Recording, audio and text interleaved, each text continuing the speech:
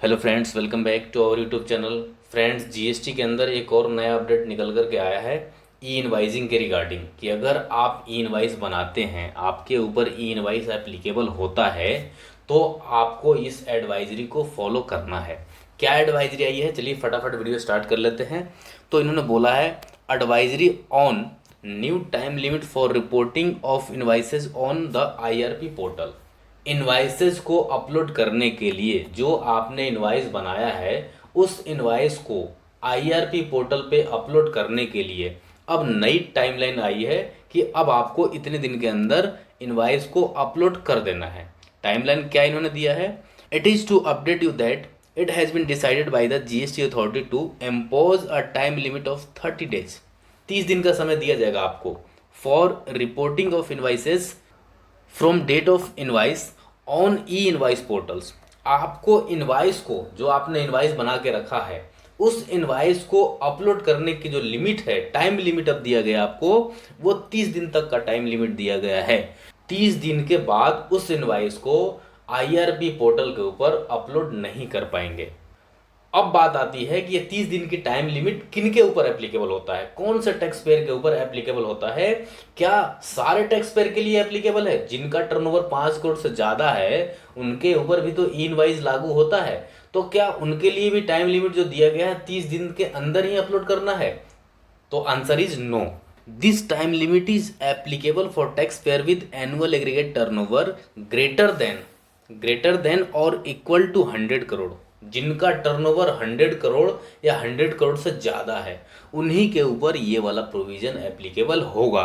जो 30 दिन की लिमिट है वो केवल 100 करोड़ और 100 करोड़ से ज़्यादा जिनका टर्नओवर है उनके लिए ई इनवाइसिंग 30 दिनों के अंदर आईआरपी पोर्टल पे इनवाइस अपलोड कर देना है। Hence, the taxpayers in this category will not be allowed to report invoices old than 30 days on the date of reporting। यानी आप उस इनवाइस को, जो आपका ओल्ड इनवाइस हो गया, उस ओल्ड इनवाइस को 30 दिन के बाद अगर पोर्टल पे अपलोड करेंगे तो वहां पर आपको अलाउ नहीं करेगा, पोर्टल अपलोड नहीं करने दिया जाएगा। 30 दिन के बाद आप उस इनवाइस को अपलोड नहीं कर सकते। Please note that this restrictions will apply to the all documents type for which IRNs are to be generated.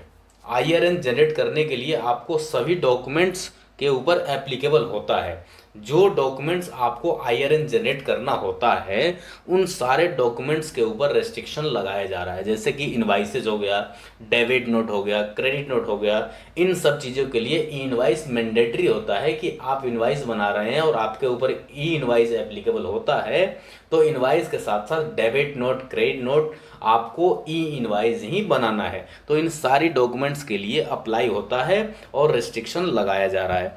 दस the credit debit notes will also have to be reported within 30 days. आपको 30 दिन के अंदर debit note हो या credit note हो, सभी documents के लिए 30 दिन के अंदर ही आपको, जिस डेट से आपका इनवाइस इशू हुआ है, of issue from date of issue, जिस दिन आपने इनवाइस बनाया उस दिन से लेकर के 30 दिन तक आपको समय दिया जा रहा है कि 30 दिन के अंदर आप उस इनवाइस को आईआरपी पोर्टल के ऊपर अपलोड कर दीजिए। अगर 30 दिन के बाद अपलोड करते हैं तो आपको परमिशन नहीं दिया जाएगा, आपको अलाउ नहीं करेगा पोर्टल, आप अपलोड नहीं कर पाएंगे। एग्जाम्पल में भी इन्होंने दिया है, for example if an invoice has a date of 1 November 2023।